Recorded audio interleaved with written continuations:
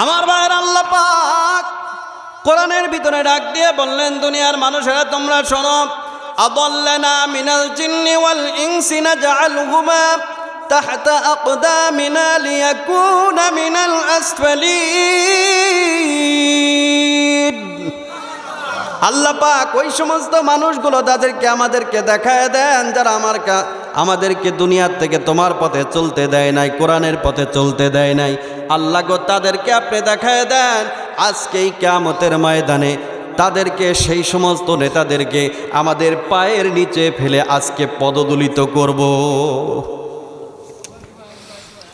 অপরদিকে আল্লাহ বললেন, ইন্নাল্লাযীনা ক্বালু রাব্বুনাল্লাহু থুম্মা ইসতাকামু তাতানাজ্জালু আলাইহিমুল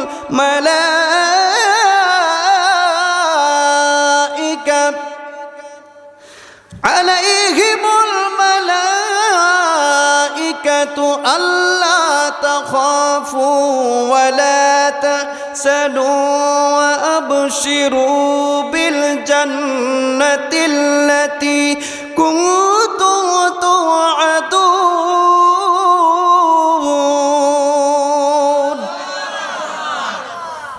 এই কথাগুলো কার? কোরআন শুনতে কি খারাপ লাগে? আহারে, আমি তো এরকম তেলাওয়াত করতে পারি না। দেখবেন ভালো ভালো কারীরা কত সুন্দর তেলাওয়াত করে। আল্লাহু আকবার।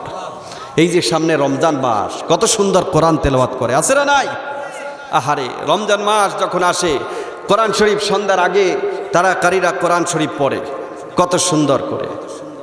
বিসমিল্লাহির রহমানির রহিম, আলিফ লাম মিম, যালিকাল কিতাবু লা রাইবা ফীহি হুদাল লিল মুত্তাকিন আল্লাযীনা ইউমিনুনা বিল গায়বি ওয়া ইউকিমুনাস সালাতা ওয়া মিম্মা রাযাকনাহুম ইউনফিকুন والذين يؤمنون بما أنزل إليك وما أنزل من قبلك وبالآخرة هم يوقنون أولئك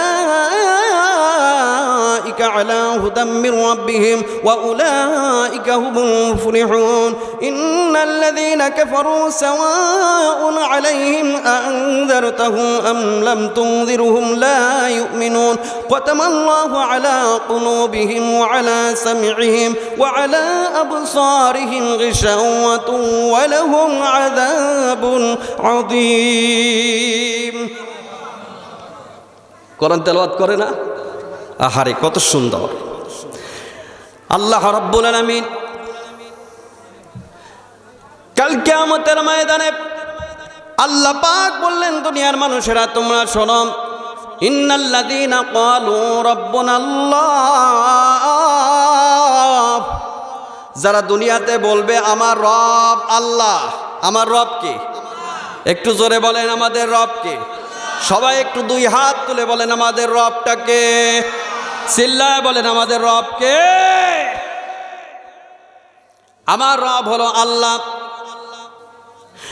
আল্লাহ রাব্বুল আলামিন বললেন, ওগো দুনিয়ার মানুষেরা তোমরা শোনো, যারা দুনিয়ার বুকে আমার রব আল্লাহ আল্লাহ বলে যারা মেনে নিবে, থুম্মা ইসতাকামু তাতানাজ্জালু আলাইহিমুল মালাইকা,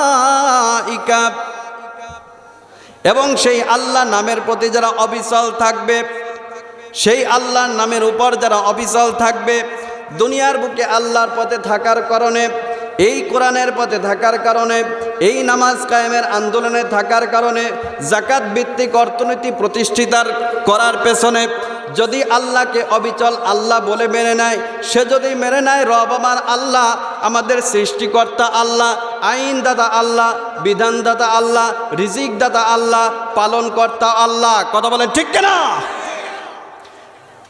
সে যদি সব কিছু মেনে নেয়, আমার আল্লাহ রাব্বুল আলামিন বললেন, তাহলে তাতানাজ্জালু আলাইহিমুল মালাইকা, এই দুনিয়ার বুক থেকে সে যখন চলে যাবে, এই দুনিয়ার বুকে এই পথে থাকার কারণে, কোরআনের পথে থাকার কারণে আমার আল্লাহ ডাক দিয়া কইলেন, দুনিয়ার মানুষ রে, এই দুনিয়ার পথে থাকার কারণে যদি তোমার জন্য জেল আসে, যদি তোমার জন্য জরিমানা আসে, যদি তোমার জন্য এই পথে চলতে গেলে ফাঁসির দড়ি গলায় পরাতে হয়, যদি এই পথে থাকতে গেলে যদি তোমাকে জীবনও দিতে হয়, যদি এই পথে থাকতে গেলে তোমার হাতটাও দিতে হয়, যদি তোমার এই পথে থাকতে গেলে তোমার জীবনটাও দিতে হয়, আল্লাহ রাব্বুল আলামিন বললেন, ইন্নাল্লাহা আশতারা মিনাল মুমিনিনা আনফুসাহুম ওয়া আমওয়ালাহুম বিআন্না লাহুমুল জান্নাহ।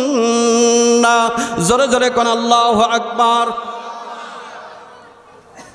এই কথাগুলো কার? আল্লাহ বলছেন, আহারে দুনিয়ার মানুষ তোমরা শোনো, আমি আল্লাহর পথে থাকার কারণে যদি তোমার ফাঁসির দড়ি গলায় ঝোলে, যদি তোমার জীবনটাই আমার পথে দিয়ে দাও, তবে আমি আল্লাহ বলছি, ইন্নাল্লাহা আশতারা মিনাল মুমিনিনা আনফুসাহুম ওয়া আমওয়ালাহুম বিআন্না লাহুমুল জান্নাহ। আমি আল্লাহ মুমিনের জান এবং মাল এর বিনিময়ে আমি আল্লাহ পাক তোমাদেরকে জান্নাত দান করে দিয়েছি। কোন সুবহানাল্লাহ। কিসের বিনিময়?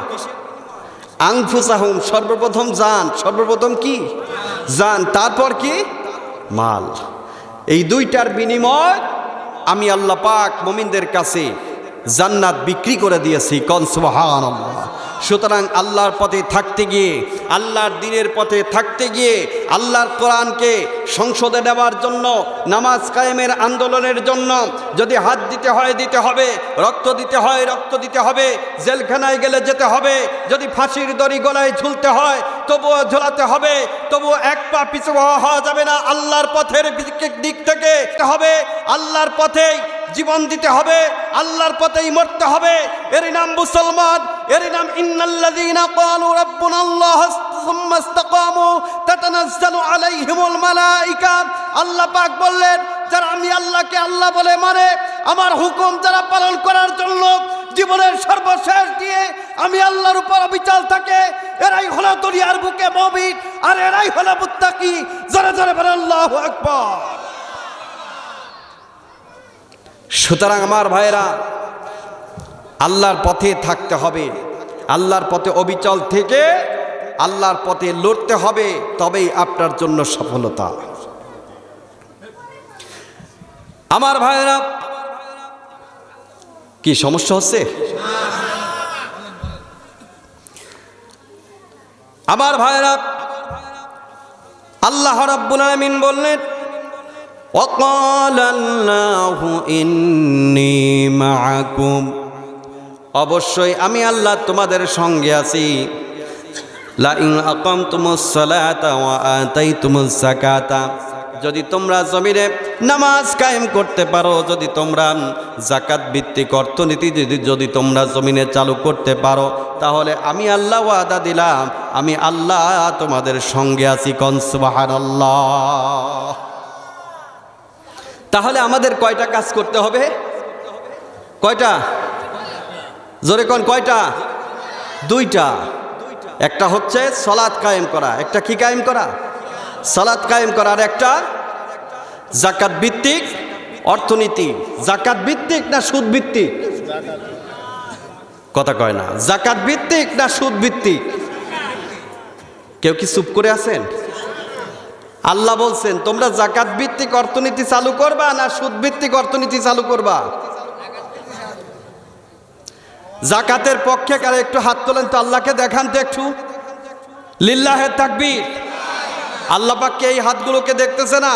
সবাই হাত তুলে থাকেন, আল্লাহকে দেখেন। আল্লাহ, আল্লাহ আপনার কাছে এই ওয়াদা করছি, এই কোরআনের ময়দান থেকে আমরা আপনার কাছে ওয়াদাবদ্ধ, চুক্তিবদ্ধ হচ্ছি। আল্লাহ, যাকাত ভিত্তিক অর্থনীতি যাতে সমাজে প্রতিষ্ঠিত হয়, এই আন্দোলনের সাথে তুমি আল্লাহ আমাদেরকে কবুল করে নাও। জোরে বলি আমিন।